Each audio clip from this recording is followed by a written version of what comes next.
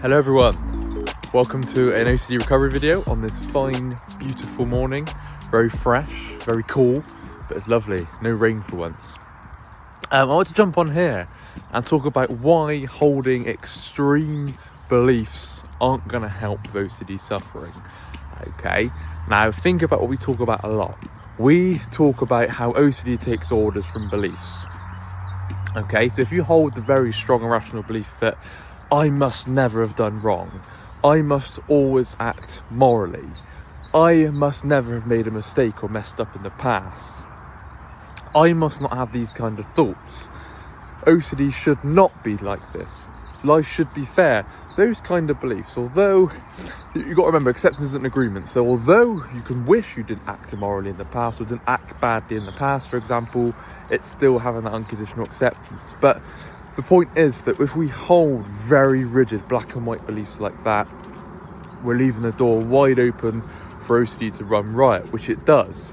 We've all experienced that because I had very extreme black and white rigid demands. But if I've done something bad in the past, if I could have acted in a way that would mean I'm a bad person, if it would mean that I was an evil, never be let off the hook, undeserving, well, there's no wonder the chronic guilt is pounding away 24/7. There's no wonder the chronic anxiety is pumping away. There's no wonder you feel shame and depressed and all the other unhealthy negative feelings. Okay, so it's very important to remember that think of the A plus B equals C as you read in the Albert Ellis first book on the reading list, How to Stubbornly Refuse to Make Yourself Miserable About Anything. Okay, so the activating event could be, for example, that you have acted wrongly in the past, okay, that you have messed up and made a mistake in the past, okay, but you are saying that because of that you then feel depressed, you then feel anxious, you then feel angry or guilty, okay. But think of the B, the belief. The B is everything. The B contributes to the C, okay? Of course, A plays a part. Of course it does, okay?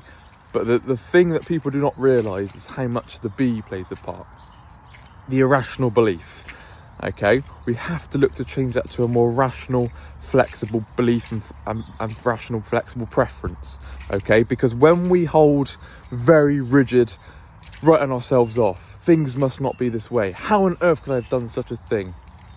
How could I be so stupid and so irresponsible and acted so immorally? Holding those kind of beliefs, all that does is fuel the chronic guilt cycle. Okay, chronic guilt, nothing in the past warrants chronic guilt, no matter what it may be. Yes, healthy regret, annoyance, frustration, sorrow, sadness with yourself, yes, because that makes you change behaviour. Sorry, as I'm speaking now, I'm just walking through a really muddy field. So if I suddenly slip, you'll probably absolutely piss yourself in laughter, and that'd be really, really funny. So think about the healthy feelings, so the sorrow, the regret, the annoyance, the frustration, okay, for committing an act that maybe you wish you didn't commit, or you preferred you didn't commit, okay. But chronic guilt warrants no good at all. It serves no benefit, it serves no purpose, because if you hold very strong irrational beliefs, which fuels the chronic guilt feels where you're very inefficient. It doesn't feel like you can make any progress. It doesn't feel like you can maybe learn from the mistakes of the bad act, because when you, and as you've experienced, and I've experienced, when you are feeling chronically guilty, you can't really think straight. You can't really see how things can be more rational. You can't see how to calm that down because it feels so a fused up like state. It feels like you'll never ever get back to baseline peace, okay? But once you start realizing that all it is my beliefs is fueling that, my beliefs is stemming how I'm currently feeling, and that is life-changing stuff, because no matter what in the past, in the future, in the now, no matter what may happen, what activating event, what adversity, what obstacle, what issue, what problem, no matter what act has happened in the past, it is your current belief, your current perspective, your current view of that which is keeping you stuck in an anxiety and guilt-like cycle. Okay? Once we realise that is when things start to change. That's when cogs start to turn. That builds momentum. All right? We are in control of our emotional destiny.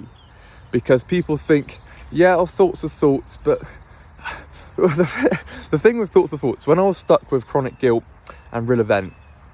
And false memory OCD. People would say, yeah, Sam, it's just a thought. It's just a thought, don't worry about it.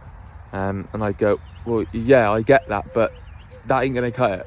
Like, if you're convinced you've done something in the past which warrants chronic guilt, just by saying it's a thought, move on, isn't going to cut it, right? We need a deeper level of acceptance.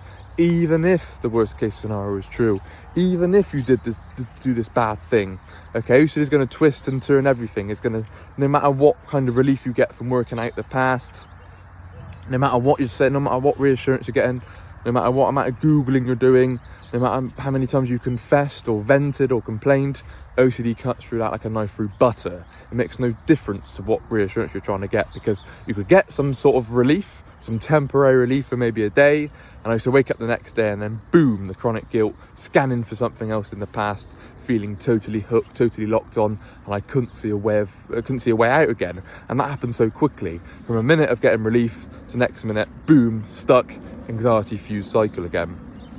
So that is just further proof of how unconditional acceptance is the way forward, because it does exactly that. No matter what may have happened, no matter what you may have done, yes, strongly strongly disagree, strongly regret, condemn an act in the past, or condemn whatever in the past, or condemn whatever thought, not like a thought, but trying to resist that, trying to work it out, trying to control that, all that does is fuel the anxiety cycle. So unconditional acceptance, no matter what, no conditions attached, okay, that is how the baseline state of peace comes about, and the long-term freedom, because you're taking the power away from OCD.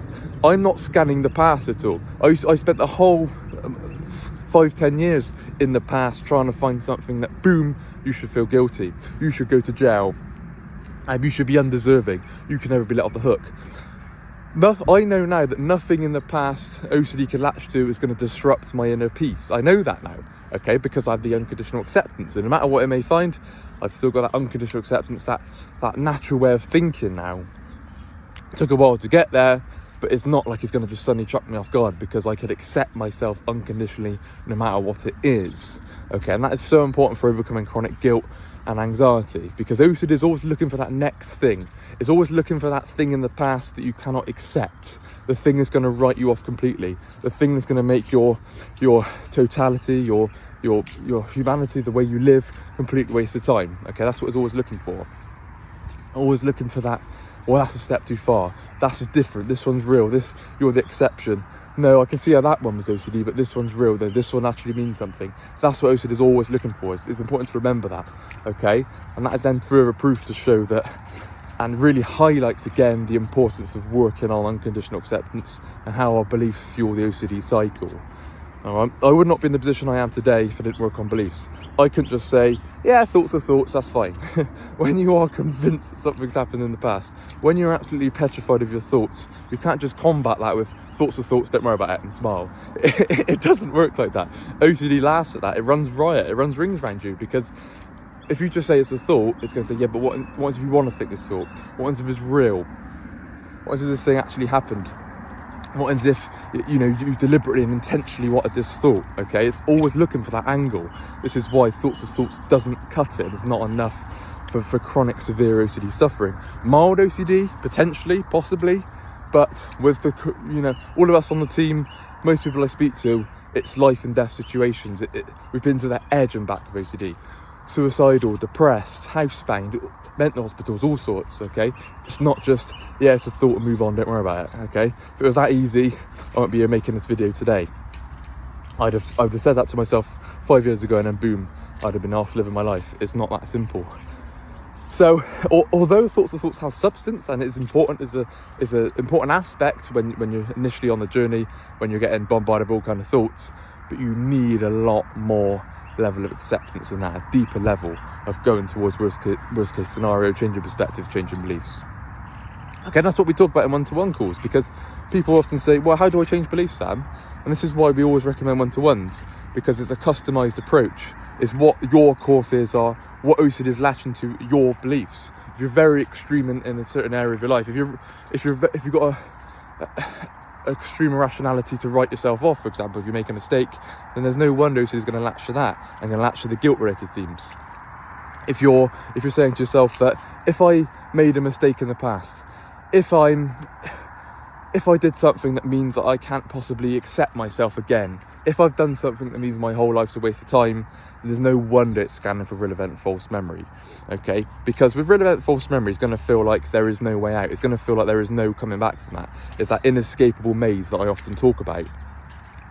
Okay, that's how it feels. That's what OCD is always looking to do. It's not going to be like, oh yeah, think of this and there's a way out. It's going to feel life and death. It's going to feel like the amount of times my brain felt like it was about to explode working stuff out, and I feel like there is no relief there. I feel like there is literally no way out of this, and that sent me into a panic, into a spiral.